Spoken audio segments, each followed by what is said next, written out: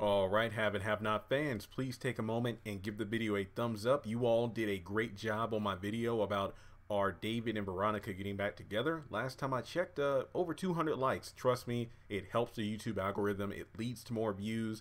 YouTube promotes the video more. It brings more traffic to the channel. So please hit the thumbs up button. Also, if you are new to the channel, hit subscribe and hit the bell icon and select all. That way you're notified whenever I post new content. And with the haves and the have-nots coming back in a few days, there's going to be more and more videos coming. Please subscribe. Please click the bell. That goes for everyone. And finally, links to all my various forms of social media are in the description below. This video, yeah, pretty interesting. Is Wyatt dead? In the trailer, we have Catherine crying out, "That's my son! That's my son!" Because a couple of police officers are, well, for a lack of a better phrase, they're pretty much dragging Wyatt's body out of the jail cell as opposed to somebody, you know, calling for a stretcher. And again, Lord willing, I never go to jail or anything like that, but I don't think that's the protocol. I don't know. But in any case, thank you to the numerous amount of people who have sent me this information over the past 36 hours. I want to say about a dozen people have sent me information from like TV Guide, Wikipedia, various other websites. We actually have the episode titles and synopsis for episodes 13, 14, 15, 16. So pretty much every episode in September aside from the one on the 29th.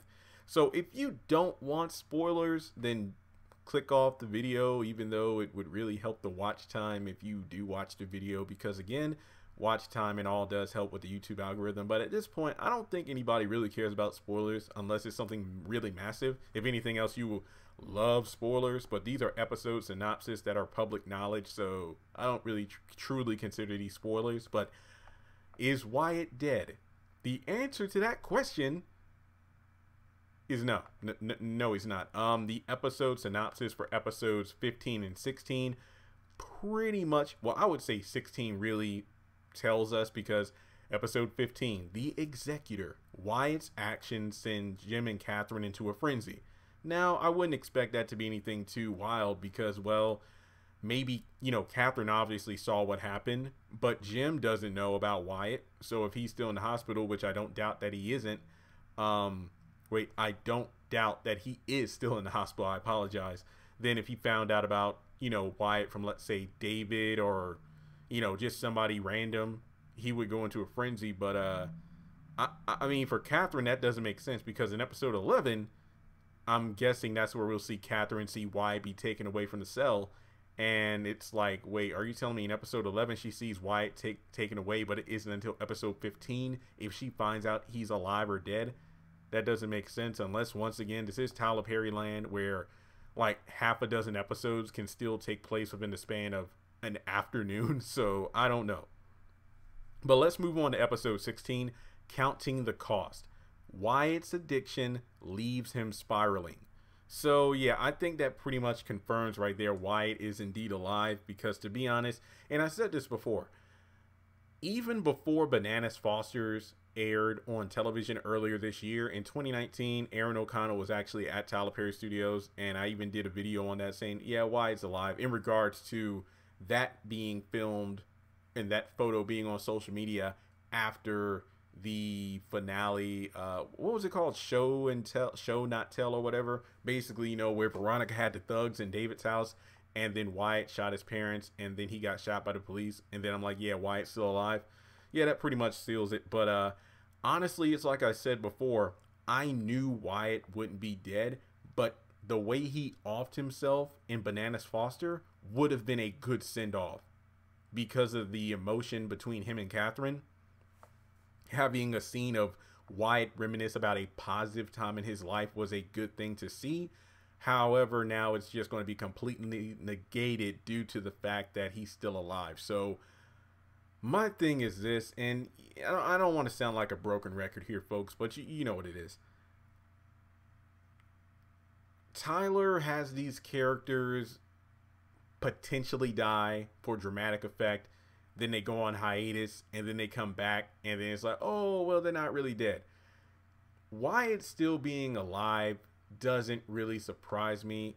But like I said before, I'm disappointed because it would have been such an interesting moment for his character if that's where he ended it all. And number two, again, it just kills any suspense. Well, it just squashes, not kills. That's the wrong word for this because, well, heck, I might as well use the word kill because the show certainly isn't using it. It just really squashes the tension because this was labeled the deadliest season yet. And we haven't really seen any death, aside from those two random guys that were shot by David and Jeffrey when those thugs came in the house, but that's about it. But either way, Wyatt's still alive. If we see any glimmer of lasting character growth, then I think it's worth it, him being alive. But if he's still the same old character as he's been for so long, it's going to affect any scores I do for the season or the episode it airs. So that's pretty much the gist of the situation. Wyatt is still alive. I think it's just awful because not only is he still alive, but it seems that based on the synopsis alone, he's still going to be causing grief and misery for his parents. So yeah, we'll just have to wait and see how it turns out. So with that being said, let me know your thoughts in the comment section below. Are you disappointed that Wyatt's still alive? Do you think that, hey, I'm not even surprised at all? And as always, if you would like to donate to the channel, feel free to do so on PayPal, Cash App, or join Patreon for as little as $1 a month.